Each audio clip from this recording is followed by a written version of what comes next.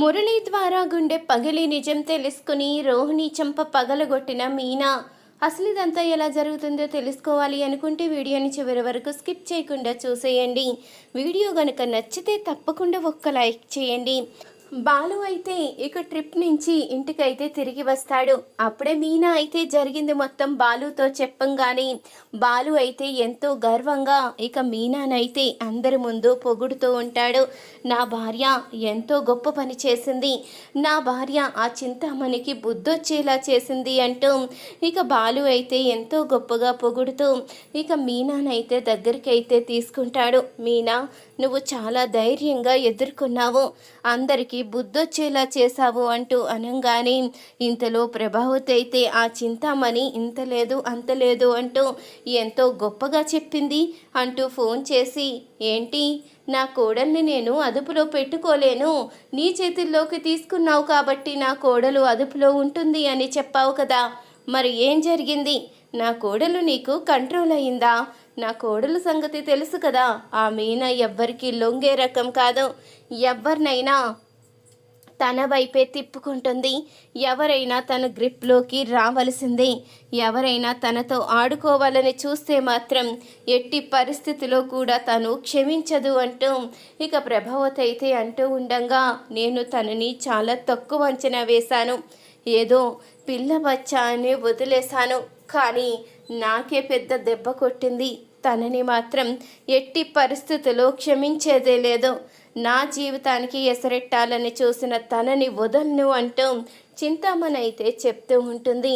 నువ్వు ఏమీ చెయ్యలేవు, ఎందుకంటే ఆ రోజు నన్ను ఎలా కౌలన చేశావు, నీ కోడలు నీ అదుపులో ఉండదు, నువ్వు మాటలు చెప్పుకోవడం తప్ప నీ కోడళ్ళు నీ మాట వినరు అంటూ చెప్పావు కదా, నువ్వేదో పెద్ద చేసేస్తాను అంటూ బిల్డప్లు ఇచ్చావు, కానీ చివరికి నా కోడలి చేతులు చిత్తుగా ఓడిపోయావు, ఇంకెప్పుడు ఒకరిననే ముందు ఆలోచించుకుని మాట్లాడు అంటూ ఇక ప్రభావతి అయితే ఫోన్ పెట్టంగానే అప్పుడే చింతామణి అయితే అనుకుంటూ ఉంటుంది, ఈ ఓడిపోవడం కారణంగా ఈ ప్రభావతికి కూడా నేను లోకువైపోయాను, ఎంత పని చేశావే, అసలు నిన్ను ఎలా ఓడించాలా అనుకున్నాను, చివరికి నేనే ఓడిపోయాను, నిన్ను ఓడించడానికి దెబ్బ కొట్టడానికి ఎంతో పగడ్బందీగా ప్లాన్ చేసి నేను ఎన్నో చేశాను, కానీ ఆఖరి నిమిషంలో నీ చేతిలో చిత్తుగా ఓడిపోయాను అంటూ ఇక తన మనసులో అనుకుంటూ ఉంటుంది చింతామణి అయితే. మరొక వైపు ఇక మీనా అయితే బాలుతో చెప్తూ ఉంటుంది, ఈ 2 రోజులు నేను ఎంత నరకం అనుభవించానో తెలుసా, అసలు ఎవరు మోసం చేశారో తెలియక నేను ఇంత డబ్బు ఎలా పెట్టుకోవాలో అర్థం కాక టైంకి ఆ ఫైనాన్సర్కి ఆ డబ్బులు ఎలా తిరిగి ఇవ్వాలో తెలియని పరిస్థితిలో ఉన్నాను, అసలు ఏం చెయ్యాలో అర్థం కాక చాలా సతమతమైపోయాను, మీరు నా దగ్గరుంటే ఎప్పుడూ కూడా ఇలాంటివి ఎదురవ్వలేదు, మీరు మొదటిసారి నాకు దూరంగా వెళ్ళేసరికి నా పరిస్థితి ఇలా అయిపోయింది, ఇంకెప్పుడు మీరు ఇలాంటి సమయంలో నాకు దూరంగా వెళ్ళిపోకండి అంటూ మీనా అయితే బాలుని పట్టుకుని చాలా బాధపడుతూ ఉంటుంది. చూడు మీనా, నేను ఎక్కడున్నా కానీ నీ గురించి ఆలోచిస్తూనే ఉంటాను, నువ్వు నాతో ఒక్క మాట చెప్పుంటే సరిపోయేది, వెంటనే నీ కోసం వచ్చుండేవాణ్ణి, నువ్వెందుకింత టెన్షన్ పడడం, లేకపోతే నేనే ఏదోటి చేసేవాణ్ణి కదా, నాతో చెప్పకుండా నీలో నువ్వే బాధపడుతూ ఎందుకు ఇలాంటి నిర్ణయం తీసుకున్నావు అంటూ అనంగానే, ఏమో మీరు చూస్తే దూరంగా ఉన్నారు, మీతో ఈ విషయం చెప్తే చింతామణి కారణంగా నేను 10 లక్షలు మోసపోయానని చెప్తే మీరు అక్కడ ఎంత టెన్షన్ పడతారో అని భయమేసింది, చివరికి నాకు ఈ ఐడియా రావడంతో ఆ చింతామణికి బుద్ధొచ్చేలా చేశాను అంటూ ఇక మీనా అయితే అంటూ ఉంటుంది. అసలు చింతామణికి బుద్ధొచ్చేలా నువ్వేం ప్లాన్ చేశావు అంటూ బాలు అయితే అడుగుతూ ఉంటాడు. అప్పుడే జరిగిందైతే చెప్తుంది మీనా. ఇక మీనా అయితే ఇలా నష్టపోయినప్పుడు తన పుట్టింటికి అయితే వెళ్తుంది. అగ్రిమెంట్ పేపర్స్ అయితే తన తల్లి దగ్గర పెట్టి ఏడుస్తూ ఉంటుంది. నేను మోసపోయానమ్మా, చాలా మోసపోయాను, నన్ను చాలా మోసం చేశారు అంటూ బాధపడుతూ ఉంటుంది. అప్పుడే అగ్రిమెంట్ చదివిన సుమతి అయితే, అసలు దీని మీద ఎలా సంతకం పెట్టావక్క, 10 లక్షలు ఇచ్చినట్టే రాసుంది. నువ్వు ఇదేది చూసుకోకుండా సంతకం పెట్టడం వల్లే వాళ్ళు నిన్ను మోసం చేశారు అంటూ ఇక చెప్తూ ఉండంగా ఇంతలో అప్పుడే మీనాకైతే ఐడియా వస్తుంది. అయితే ఇదంతా కావాలని ఆ చింతామణే చేసిందేమో అని నాకు అనుమానంగా ఉంది. కావాలనేటి ఖచ్చితంగా చింతామణి చేసుంటుంది. తన నిజ స్వరూపం బయట పెట్టాలి అంటే ఖచ్చితంగా మనం అందరం కలిసి ఏదోటి ప్లాన్ చెయ్యాలి అంటూ ఇక మీనా అయితే అనుకుంటూ ఉంటుంది. అప్పుడే శృతికి ఫోన్ చేసి ఇంటికైతే రమ్మని చెప్పడంతో శృతి కూడా ఇంటికైతే వస్తుంది. ఇక శృతి రాగానే మీనా అయితే చెప్తూ ఉంటుంది, నేను ఇలా మోసపోయాను, దీనంతటికీ కారణం ఆ చింతామణి అని అనిపిస్తుంది. నీ సహాయం నాకు కావాలి అంటూ అనంగానే ఏం చెయ్యమంటావో చెప్పు మీనా, ఖచ్చితంగా నువ్వు చెప్పినట్టే చేస్తాను అంటూ అనంగానే అప్పుడు ఇక మీనా అయితే శృతిని గొంతు మార్చి చింతామణికి ఫోన్ చేసి మాట్లాడమని చెప్పడంతో శృతి అయితే ఇక గొంతు మార్చి మీనా తరపున ఇక చింతామణికి అయితే ఫోన్ చేస్తుంది. అప్పుడే చింతామణితో అయితే మీకు పెద్ద కాంట్రాక్ట్ ఇస్తాము, మీరు డెకరేషన్లన్నీ బాగా చేస్తారని తెలుసుకున్నాము, అందుకే మీకు ఫోన్ చేశాము అంటూ ఇక శృతి అయితే అనంగానే మేము చేస్తాము, మీరు ఏం కావాలో అన్నీ చెప్పండి, ఏ విధంగా డెకరేషన్ కావాలో చెప్తే అన్నీ ఏర్పాటు చేస్తాను అంటూ ఇక చింతామణి అయితే చెప్తూ ఉంటుంది. ఇంతలో ఇక శృతి అయితే సరే నేను మళ్ళీ మీకు ఫోన్ చేస్తానని పెట్టిన తర్వాత అప్పుడు ఇక సుమతి అయితే ఫోన్ చేస్తుంది. నా పేరు సుమతి, నాకు మ్యారేజ్ ఫిక్స్ అయింది, పెళ్లి మండపానికి మీరు డెకరేషన్ చేస్తారని ఫోన్ చేశాను అంటూ సుమతి కూడా అంటూ ఉంటుంది. అవునా, ఖచ్చితంగా చేస్తానమ్మా, ఎలాంటి పెళ్లి మండపం కావాలి అంటూ అనంగానే అంటే 10 లక్షల లోపు మీరు ఏదైనా మండపం చెయ్యండి, 10 లక్షలకి ఎక్కువైనా కొంచెం పర్వాలేదు, కానీ డెకరేషన్ మండపం అంతా కూడా చాలా అందంగా ఉండాలి అంటూ అనంగానే అవునా, 10 లక్షలు కళ్యాణ మండపమా, ఖచ్చితంగా చేస్తాను అంటూ ఇక చెప్తూ ఉంటుంది. చింతామణి అయితే సరేనమ్మా, నేను మళ్ళీ నీకు ఫోన్ చేస్తాను అంటూ చింతామణి అయితే ఫోన్ పెట్టేస్తుంది. అప్పుడు ఇక మేనేజర్కి అయితే ఫోన్ చేసి నేను నిన్ను కలుసుకోవాలి, ఖచ్చితంగా ఈ పని కూడా మీనాకి అప్పగిస్తే మీనా ఇక కోలుకోలేని దెబ్బతింటుంది అంటూ ఇక చింతామణి అయితే నిర్ణయించుకుంటుంది. అప్పుడు ఇక మీనాని సుమతి అయితే అడుగుతూ ఉంటుంది, ఇప్పుడు ఈ విషయం అడ్డు పెట్టుకుని చింతామణి నిజ స్వరూపం ఎలా బయట పెడతావక్క అంటూ అనంగానే నేను బయట పెడతాను కదా, ఖచ్చితంగా ఇప్పుడు ఆ మేనేజర్ని కలిసి ఈ కాంట్రాక్ట్ నాకే ఇమ్మని చెప్తుంది. ఆ మేనేజర్ కూడా ఇంతకు ముందు డబ్బులు అడిగే అవకాశం ఉంటుంది, అప్పుడే అన్ని నిజాలు బయటపడతాయి అంటూ మీనా అయితే ఇక గుడికైతే తీసుకుని వెళ్తుంది సుమతిని. చింతామణిని సుమతి గుడికే రమ్మని చెప్పడంతో ఇక చింతామణి గుడికి అయితే వస్తుంది. అక్కడికి ఇక మీనాని మోసం చేసిన మేనేజర్ కూడా వస్తాడు. చింతామణి అయితే ఇక మేనేజర్ని కలుసుకొని చూడు, నాకు 2 కాంట్రాక్ట్స్ వచ్చాయి, ఒకటి 10 లక్షలది కూడా వచ్చింది, అది మళ్ళీ మీనా తీసుకునేలా చెయ్యాలి, మీనా మళ్ళీ మోసపోయేలా చెయ్యాలి, మీనా గనక మోసపోతే ఇక జీవితంలో మళ్ళీ ఈ ఆర్డర్స్ వైపు రాదు అంటూ చింతామణి అనంగానే ఈసారి నా మాట ఎలా నమ్ముతుంది మేడం, మొన్నేదో మీరు చెప్పారు, నా మీద నమ్మకంతో తను ఈ కాంట్రాక్ట్ తీసుకుంది, ఇప్పుడు తీసుకోమంటే ఖచ్చితంగా తీసుకోదు కదా, మరి ఎలా మోసం చెయ్యాలి అంటూ అనంగానే దాందేముంది, నీకు తెలిసిన వాళ్ళు వేరే వాళ్ళు ఉన్నారు కదా, వాళ్ళని పురమాయించి వాళ్ళ ద్వారా ఆ మీనాకి డెకరేషన్ ఆర్డర్ వెళ్ళేలా చెయ్యి, మళ్ళీ మోసపోతుంది, మళ్ళీ ₹1,00,000 చెక్కు మీద ఎలాగో అగ్రిమెంట్ పేపర్స్ మీద సంతకం పెట్టదు, ఎందుకంటే ఒక్కసారి మోసపోయింది కాబట్టి జాగ్రత్త పడుతుంది, ఈసారి వేరే విధంగా ప్లాన్ చేసి మోసం చేయొచ్చు, ఇక జీవితంలో ఇటువైపు తొంగు చూడదు, అప్పుడు ఎలాగో తనకి ₹1,00,000 ఇచ్చి 10 లక్షలు ఇచ్చానంటూ అగ్రిమెంట్ పేపర్స్ మీద సంతకం పెట్టించి మోసం చేశావు కదా, ఇప్పుడు కూడా అలాగే ఏదో రకంగా చెయ్యొచ్చు అంటూ చింతామణి అయితే మేనేజర్తో మాట్లాడుతూ ఉంటుంది. కొంతసేపట్లో నాకు 10 లక్షలు కాంట్రాక్ట్ ఇస్తానన్న ఆ సుమతి వస్తాను అంది, ఈ పాటికి వచ్చే ఉంటుంది అంటూ ఇక అనంగానే వచ్చాను, ఆ ఆర్డర్ ఇప్పించింది నేనే అంటూ ఇక ముందుకైతే వస్తుంది మీనా. ఇంతలో ఇక ఆ డెకరేషన్కి సంబంధించిన అసలైన వానర్ అయితే వస్తాడు. అప్పుడు ఇక ఈ మేనేజర్ మాటలు విని చంప అయితే పగలగొడతాడు. ఇంత మోసం చేస్తావా? ఆ రోజు ఈ అమ్మాయి ఎంత చెప్పినా నమ్మలేకపోయాను. నువ్వు ఇంత మోసగాడివని అస్సలు అనుకోలేదు. ఒక ఆడపిల్ల సొమ్ము తినేసి అమ్మాయికి జీవితమే లేకుండా చెయ్యాలని చూస్తావా? ఇంత మోసగాడివని అనుకోలేదు అంటూ అనంగానే నన్ను క్షమించండి సార్, ఏదో డబ్బుకి కక్కుర్తపడి ఇలా చేశాను, ఇదంతా ఈ చింతామణి గారే చెయ్యమన్నారు అంటూ ఉండంగానే అప్పుడే ఇక అతనైతే మళ్ళీ మేనేజర్ చంపైతే పగలగొడతాడు. ఇది నిన్ను కొట్టలేక వీణ్ణి కొట్టాను.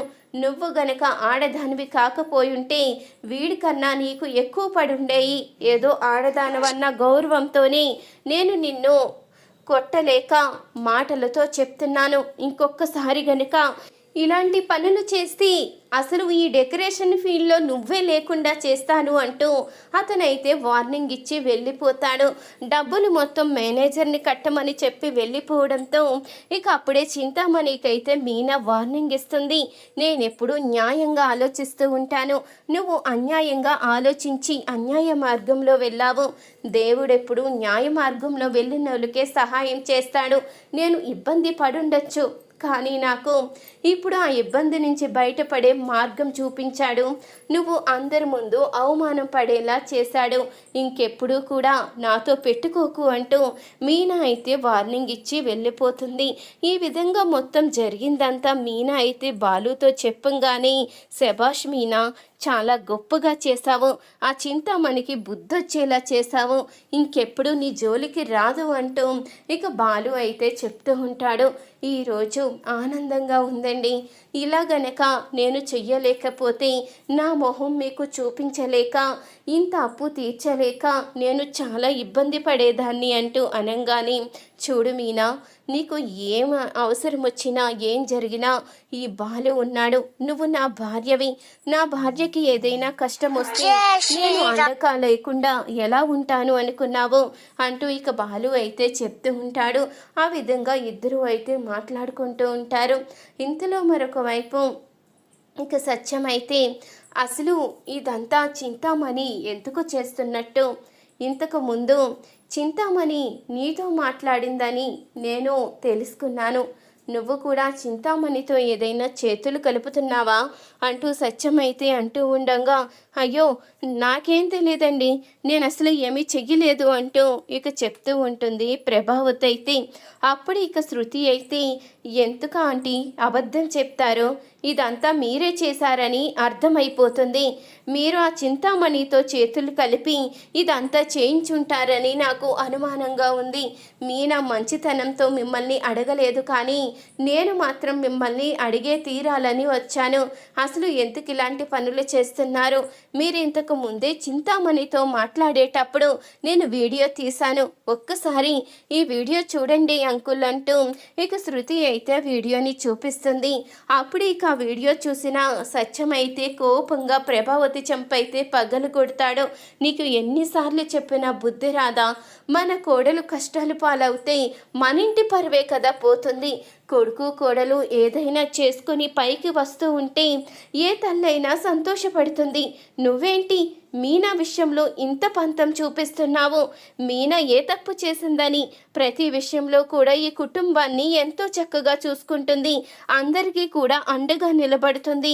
ఎవరికి ఏ కష్టం వచ్చినా దగ్గరుండి చూసుకుంటుంది. అలాంటి మీనాని ఇబ్బంది పెట్టడానికి నీకు మనసు ఎలా వచ్చింది అంటూ ఇక సత్యమైతే కోపంగా అడిగేసరికి, అయ్యో నాకు సంబంధమేమీ లేదండి, ఏదో ఆ చింతామణి నా దగ్గర నాట్యం నేర్చుకునేది కదా, ఆ నిలువుతో నాకు ఫోన్ చేసి ఇలా చెప్పింది. నేను ఏమీ చెప్పలేదు కూడా, నా కోడల్ని ఏమీ చెయ్యలేవు అంటూ అక్కడ చెప్పాను కదా, మీరు పూర్తిగా అర్థం చేసుకోలేదా అంటూ ఇక అడుగుతూ ఉంటుంది ప్రభావతి. అర్థమవుతుంది, అన్నీ అర్థమవుతున్నాయి. ఇంకొకసారి కనుక తోక జాడించావు అంటే అప్పుడు చెప్తాను. ఈ వయసులో భర్త భార్యని బయటికి గెంటేశాడు అన్న నింద నువ్వు తెచ్చుకోవాలి అనుకుంటే ఖచ్చితంగా ఇలాంటి పనులే చేస్తావు. అప్పుడు నేను నిన్ను నెట్టేయడం ఖాయమంటూ సత్యమైతే కోపంగా వెళ్ళిపోతాడు. ఇంకెప్పుడు మీనా జోలికి వస్తే నేను ఊరుకునే ప్రసక్తి లేదు. అంకుల చేత మిమ్మల్ని ఖచ్చితంగా బయటికి గెంటించేస్తాను అంటూ శృతి అయితే ఇక ప్రభావతికి వార్నింగ్ అయితే ఇస్తుంది. ఇక ఇంతలో మురళి అయితే మీనా బాలు ఇద్దరిని కలుసుకుంటాడు.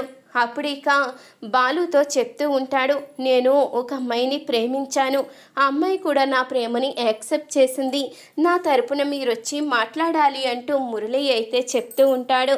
అవునా, నువ్వు అసలు ఎవరిని ప్రేమించావు, ఈసారైనా అమ్మాయికి పెళ్ళయిందో లేదో అన్నీ తెలుసుకున్నావా అంటూ బాలు అయితే అనగానే, అయ్యో అన్నా, అలా తెలుసుకోకుండా ఎలా ప్రేమిస్తాను, ఒక్కసారి ఆల్రెడీ నేను ఇలాగే మోసపోయాను కదా, మీనా గారి విషయంలో తప్పు చేశాను, తనకి పెళ్ళయిందని తెలుసుకోకుండా వెంటపడి ఎంత పొరపాటు చేశానో అర్థం చేసుకున్నాను, అందుకని ఇప్పుడు అన్నీ తెలుసుకుని తనని ప్రేమించాను, తను కూడా నన్ను ప్రేమిస్తున్నానని చెప్పింది, అందుకని మీ దగ్గరికి వచ్చాను అంటూ మురళి అయితే చెప్తూ ఉంటాడు. ఇంతలో అప్పుడే అటుగా రోహిణి అయితే వెళ్తూ ఉండగా రోహిణి గారు అంటూ మురళి అయితే పిలుస్తాడు. అప్పుడే ఇంతలో ఇక రోహిణి అయితే వినిపించుకోకుండా వెళ్ళిపోవడంతో అది చూసిన బాలు మీనా ఇద్దరూ కూడా అడుగుతూ ఉంటారు, తను నీకు తెలుసా అంటూ అనగానే, తను తెలియకపోవడం ఏంటి, నేను ప్రేమించిన అమ్మాయికి తను బెస్ట్ ఫ్రెండు, పాపం తన గురించి నాకు విద్య చెప్పింది, తనకి ముందే పెళ్ళయిందంట, తనకి ఒక కొడుకు కూడా ఉన్నాడు, తన తల్లి దగ్గరే ఉంటాడు, తన పేరు చింటూ, ఆవిడ పేరు సుగుణమ్మ అని చెప్పింది, పాపం వాళ్ళు ఒంటరిగానే ఉంటారంట, ఈవిడి పెళ్ళయిందని చెప్పకుండా మళ్ళీ పెళ్లి చేసుకున్నట్టు ఇవన్నీ కూడా విద్య చెప్పింది అంటూ అనగానే ఆ మాటకి ఇక బాలు మీనా ఒక్కసారిగా షాక్ అవుతారు. ఏంటి నువ్వు చెప్పేది, అంటే నువ్వు ప్రేమించిన అమ్మాయి పేరు విద్యయా అంటూ అనగానే, అవును నేను ప్రేమించింది విద్యని అంటూ అనగానే అప్పుడు ఇక బాలు మీనా ఇద్దరూ కూడా ఈ విషయం వెంటనే మేము తెలుసుకోవాలి పద అంటూ బాలు మీనా ఇద్దరు మురళిని తీసుకుని విద్య దగ్గరికి అయితే వెళ్తారు. పద నీతో పనుంది అంటూ విద్యాన్ని తీసుకుని సుగుణమ్మ దగ్గరికి అయితే వెళ్తారు. ఇక్కడికి ఎందుకు తీసుకొచ్చావు బాలు అంటూ అడుగుతూ ఉంటుంది విద్య. అయితే ఇప్పటికైనా నిజం చెప్పు, అన్ని నిజాలు తెలిసిపోయాయి, రోహిణి కన్న కొడుకు చింటూ అని, ఈవిడ రోహిణి కన్న తల్లని తెలిసిపోయింది, నిజం చెప్పు అంటూ బాలు మీనా నిలదీసేసరికి అప్పుడిక తప్పనిసరి పరిస్థితిలో విద్య అయితే నిజాన్ని బయట పెడుతుంది. అమ్మా, నా కూతురు తప్పు చేసింది, నేను కాదనడం లేదు, దయచేసి ఈ విషయాన్ని మీ అత్తారింట్లో చెప్పకమ్మా, నా కూతురు జీవితం నాశనమైపోతుంది, దాని కారణంగానే మేము మీకు దగ్గరైతే ఎక్కడ నిజాలు బయటపడిపోతాయో అని రోహిణి భయపడుతుందని మిమ్మల్ని కసురుకున్నట్టు, మిమ్మల్ని చూస్తే కోప్పడినట్టు చేశాను, నన్ను క్షమించండమ్మా, దయచేసి ఈ విషయాన్ని బయట పెట్టకండి అంటూ సుగుణమ్మ అయితే బ్రతిమలాడుతూ ఉంటుంది. అప్పుడే మురళీకై అయితే మొత్తం అర్థమవుతుంది రోహిణి మోసం చేసిందని, రోహిణి మనోజ్ భార్య అని. అప్పుడు ఇక మురళి అయితే చెప్తూ ఉంటాడు, తను ఇంత మోసం చేస్తుంది అనుకోలేదు అంటూ. ఇంతలో ఇక విద్యను అడుగుతూ ఉంటాడు, నీ ఫ్రెండ్ ఇంత మోసం చేసింది, నువ్వు తనకి బెస్ట్ ఫ్రెండ్ అంటే నీ గురించి కూడా నేను ఆలోచించవలసి వస్తుంది అంటూ ఇక అనగానే, అయ్యో నేను అలాంటి దాన్ని కాదు, తను బెస్ట్ ఫ్రెండ్ అవ్వడం వల్ల నేను తనకి సహాయం చేశాను తప్ప నాకు అలాంటి దురుద్దేశాలు ఏమీ లేవు అంటూ విద్య అయితే చెప్తూ ఉంటుంది. ఇంతలో అప్పుడే ఇక చింటూ కోసం రోహిణి అయితే వస్తుంది. రోహిణి రాగానే వీళ్ళని చూసి ఒక్కసారిగా షాక్ అవుతుంది. మీరు ఇక్కడున్నారేంటి అంటూ అనగానే, మేము ఇక్కడుండమని నువ్వు అనుకున్నావా అంటూ అడుగుతూ ఉంటుంది మీనా. అది కాదు, ఏదో పని మీద వెళ్తూ విద్య ఇక్కడ ఉందని తెలిసి వచ్చాను, వెళ్తున్నాను అంటూ రోహిణి అనగానే అప్పుడే మీనా అయితే రోహిణి చెంప పగలగొట్టి, ఇంకా ఎన్ని రోజులని మమ్మల్ని మోసం చేస్తావు, ఎన్ని రోజులని ఇలా అబద్ధాలాడతావు, నిన్ను చూస్తుంటేనే అసహ్యం వేస్తుంది, కన్న కొడుకుని వదిలేసుకుని అసలు నువ్వు ఏం సాధిద్దాము అనుకున్నావు, కన్న కొడుకు జీవితాన్ని పట్టించుకోకుండా వాణ్ణి ఒక అనాథలా వదిలేసి నీ తల్లిని కూడా వదిలేసి నీ జీవితాన్ని మాత్రం నువ్వు చూసుకున్నావు. నిన్ను చూస్తుంటేనే అసహ్యం వేస్తుంది అంటూ మీనా అయితే రోహిణికి వార్నింగ్ ఇస్తుంది. నిజం తెలిసిపోయేసరికి రోహిణి కూడా షాక్ అయి చూస్తూ ఉంటుంది. చూసారు కదా ఫ్రెండ్స్, ఈ వీడియో గనుక నచ్చితే తప్పకుండా ఒక్క లైక్ చేయండి. అలాగే గుండె నిండా గుడిగంటలు సీరియల్ లేటెస్ట్ ఎపిసోడ్ టీవీలో కన్నా ముందుగా చూడాలి అనుకుంటే వెంటనే మన ఛానల్ని సబ్స్క్రైబ్ చేసుకోండి.